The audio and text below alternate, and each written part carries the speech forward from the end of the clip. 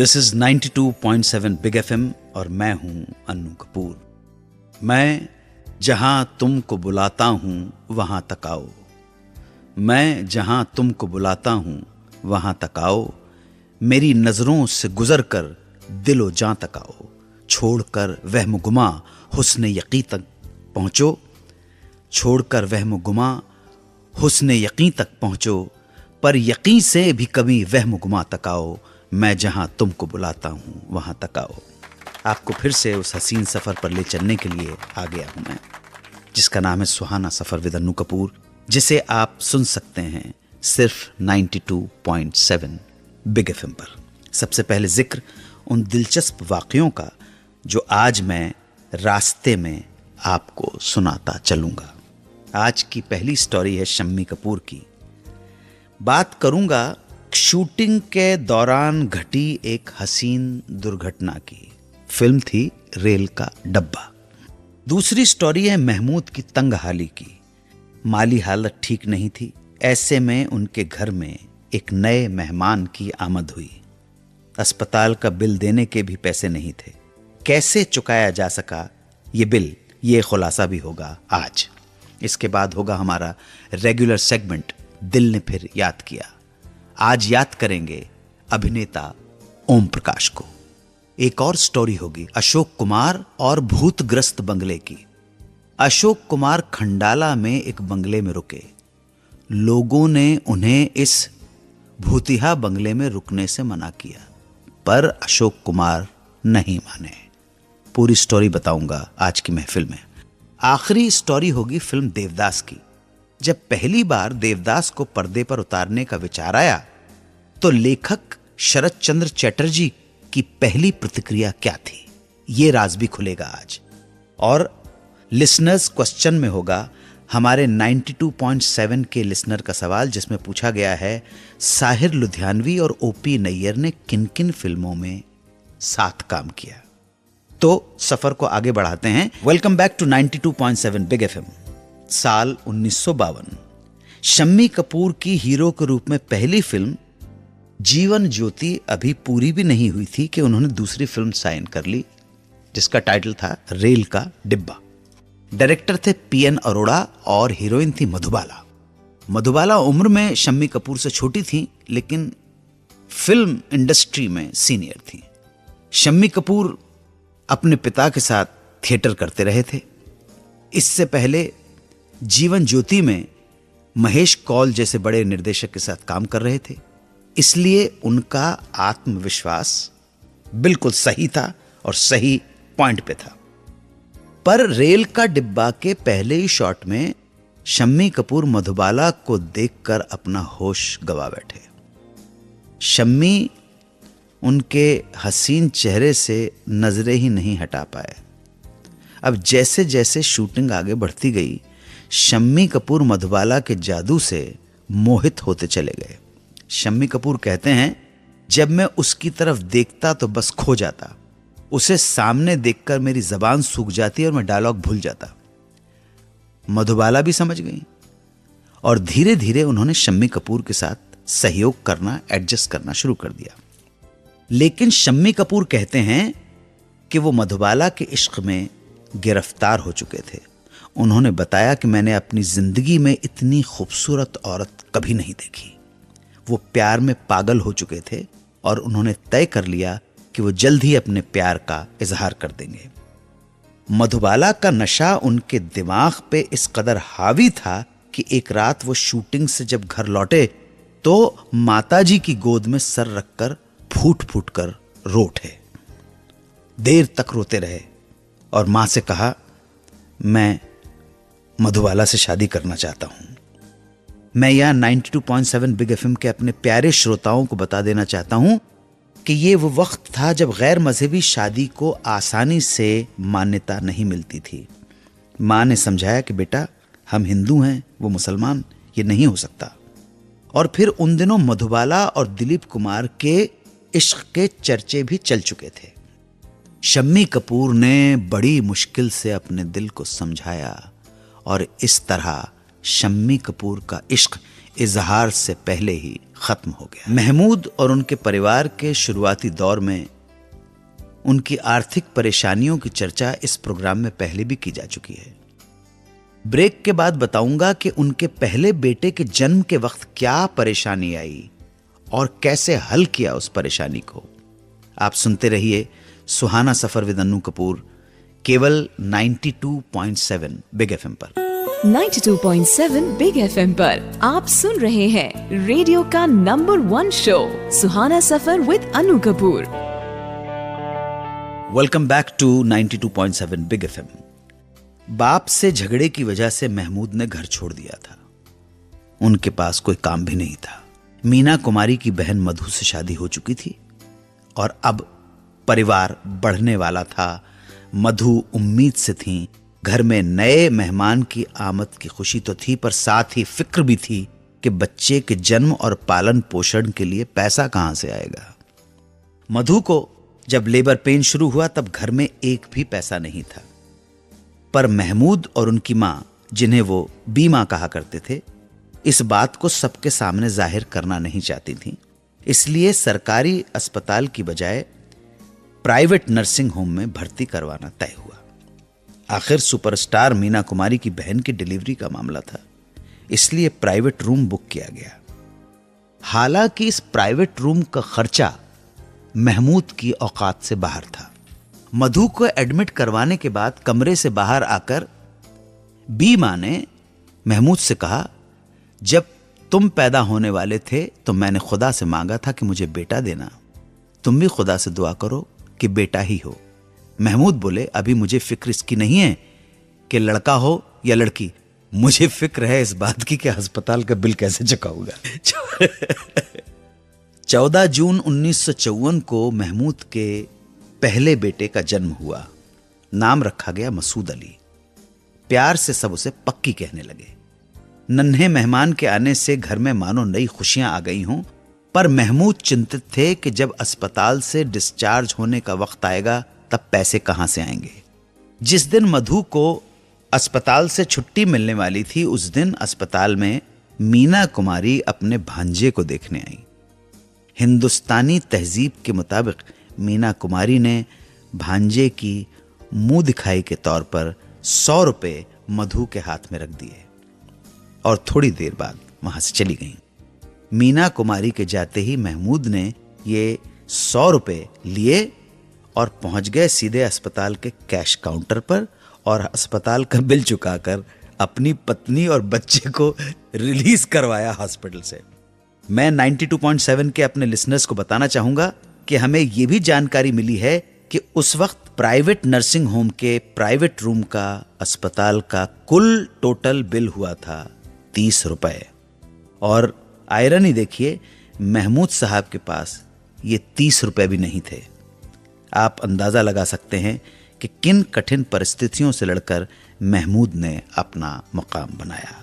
वो मुकाम जो हर कलाकार को आसानी से नसीब नहीं होता।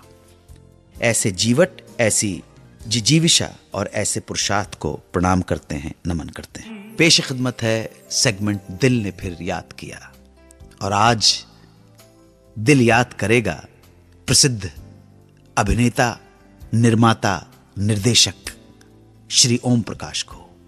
बात करेंगे एक छोटे से ब्रेक के बाद। आप सुनते रहिए सुहाना सफर विद अन्नू कपूर, केवल 92.7 बिग एफएम पर। 92.7 बिग एफएम पर आप सुन रहे हैं रेडियो का number 1 show Suhana Safar with Annu Kapoor. Welcome back to 92.7 big FM. Dilip Kumar के साथ आजाद, राज कपूर के साथ सरगम, अशोक कुमार के साथ हावड़ा ब्रिज और देवानंद के साथ तेरे घर के सामने, किशोर कुमार और महमूद के साथ पड़ोसन, और अमिताभ बच्चन और धर्मेंद्र के साथ चुपके चुपके। इन सभी फिल्मों में इन कलाकारों के बीच में अपनी अदाकारी के दम पर अपनी खास पहचान बनाने वाले कलाकार का नाम ओम प्रकाश, पूरी इंडस्ट्री के ओम अंकल।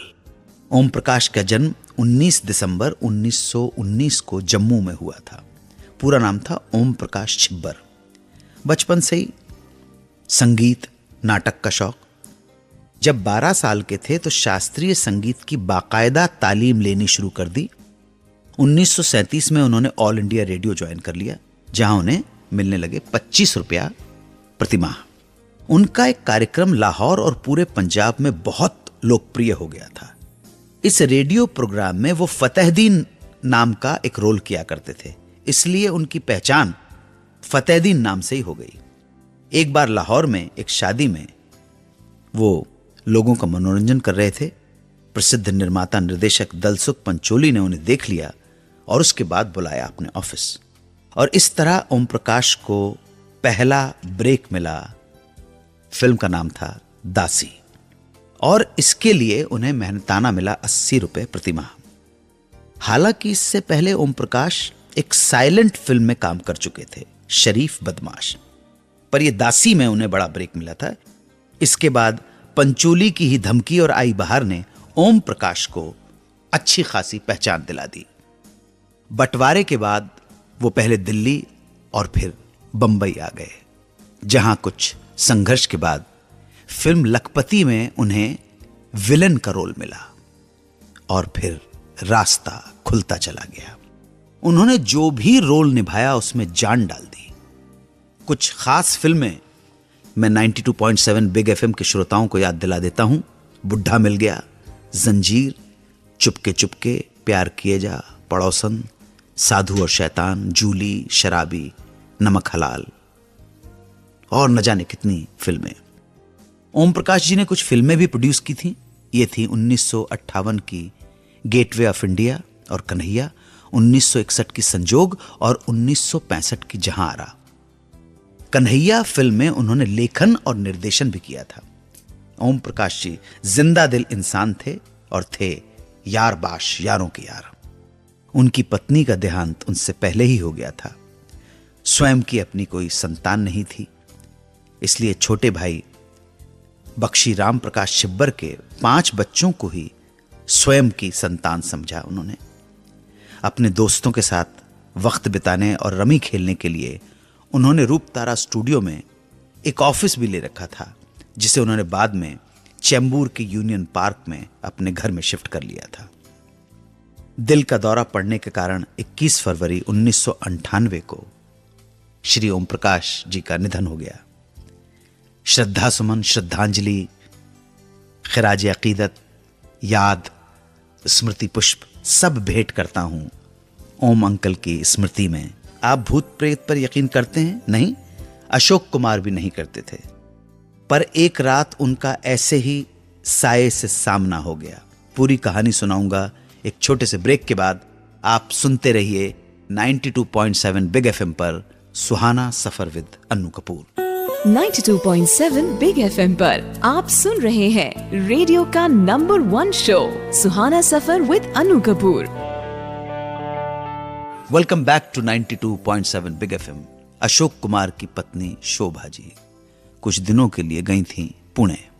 इस बीच 2-3 दिन अशोक कुमार भी फ्री थे, इसलिए दोनों ने सोचा कि एक साथ छुट्टी बिताई जाए।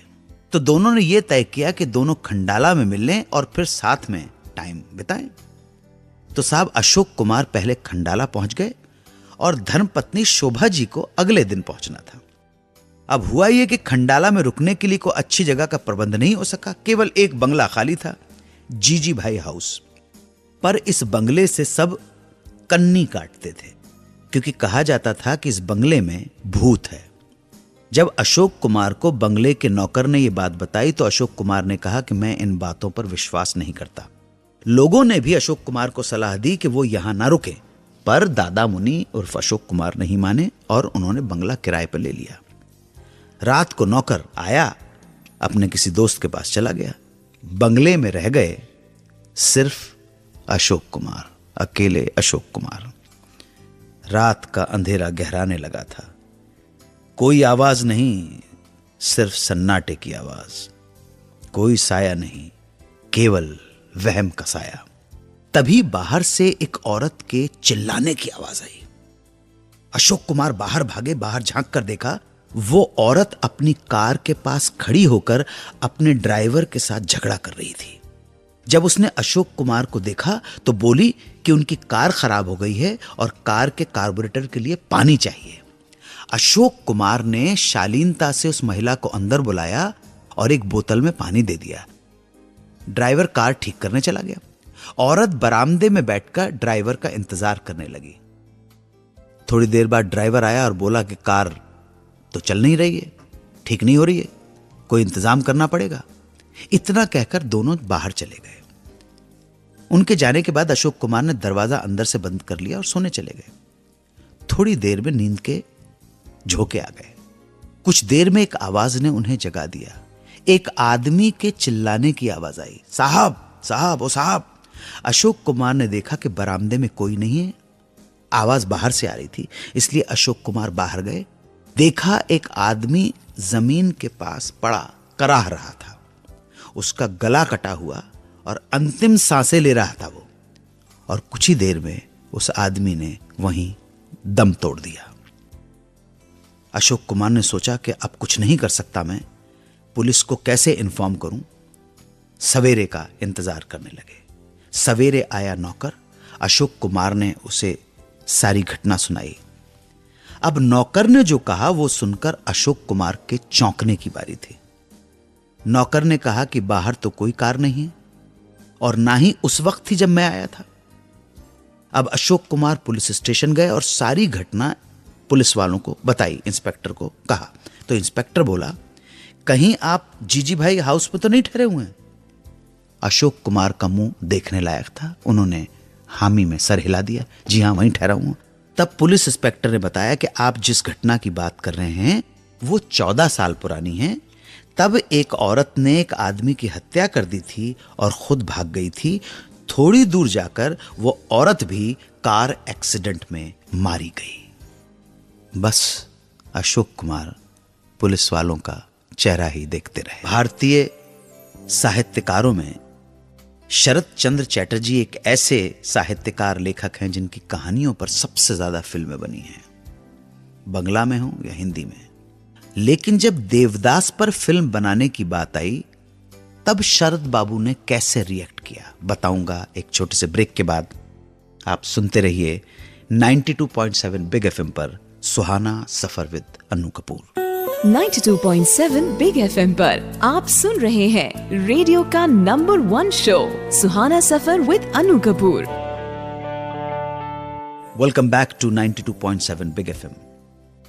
प्रसिद्ध बंगाली लेखक, साहित्यकार, उपन्यासकार शरत चंद्र चैटर्जी की बहुत सी कहानियों पर फिल्में बनी हैं। जानकारी मिली है कि सबसे पहले उनकी कहानी आधारे आलो पर 1923 में एक साइलेंट फिल्म बनी थी। उसके बाद उनकी कहानियों पर जो बंगाली फिल्में बनी उनमें प्रमुख हैं मेजो दीदी, दर्पचूर्ण और नवविधान।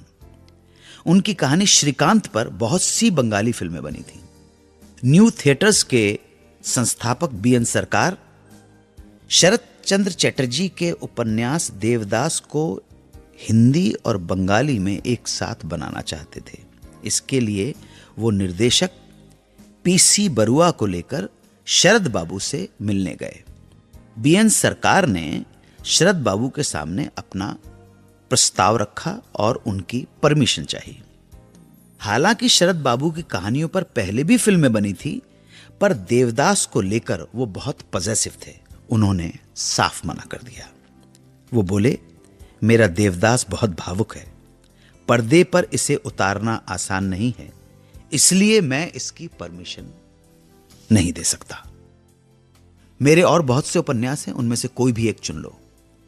बीएन सरकार और पीसी बरुआ ने प्रार्थना की कि वो अपने फैसले पर दोबारा विचार कर लें।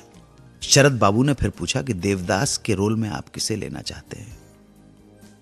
शरद बाबू को बताया गया, हम देवदास के रोल में केएल सहगल को लेना चाहते हैं और आपसे मिलवा भी देंगे। दोनों को मिलवाया गया। सहगल से मिलने के बाद शरद बाबू आश्वस्त हो गए कि सहगल देवदास के अंदर छुपे प्रेम और पीड़ा और मीमांसा को बहुत अच्छी तरह से चित्रपट पर व्यक्त कर पाएंगे। इसके बाद शरद बाबू ने न सिर्फ फिल्म बनाने की इजाजत दे दी, बल्कि फिल्म के निर्माण में भी रुचि लेना शुरू कर दिया। और इस तरह 1935 में पहली बार देवदास हिंदी फिल्म के दर्शकों के सामने आई। संतोष कुमार जी ने रांची से पूछा है कि ओपी नैयर और साहिर लुधियानवी ने एक साथ किन किन फिल्मों में काम किया है। सवाल का जवाब दूंगा एक छोटे से ब्रेक के बाद। आप सुनते रहिए 92.7 बिग एफएम पर आपका पसंदीदा programme Suhana Safar with Annu Kapoor. 92.7 big FM पर आप सुन रहे हैं रेडियो का number 1 show Suhana Safar with Annu Kapoor. Welcome back to 92.7 big FM.